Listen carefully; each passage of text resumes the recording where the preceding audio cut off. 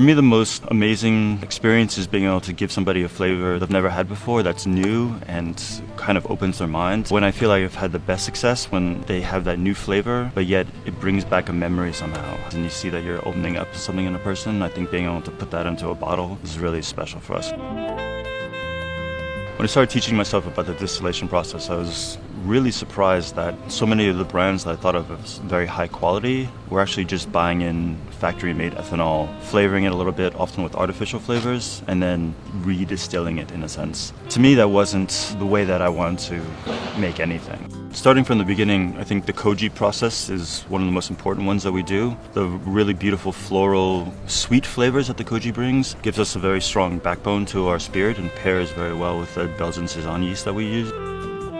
For us, the flavor always comes first, and that means that we're always trying to choose the best possible ingredients, starting from the grains, which we get from a biodynamic producer. Talking about seasonality, we're often foraging ingredients or using ingredients from organic or biodynamic farmer. I think the seasonality is really important to us in terms of reflecting what's going on in nature. Also, in terms of having a spirit that changes during the course of the year. For instance, if we're using Douglas fir, it tastes different in the spring than it does in the summer than it does in the fall.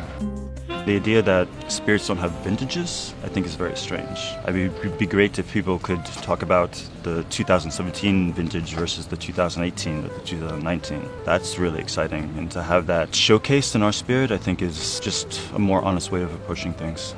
When I used to work at Noma, one of the most important things I learned from Renee was that anything was possible. And that's a lesson that really stuck with me and really shapes the way that we're making the spirits today. For instance, making a spirit out of oysters or using a kombucha and distilling that to balance out the flavor of a spirit.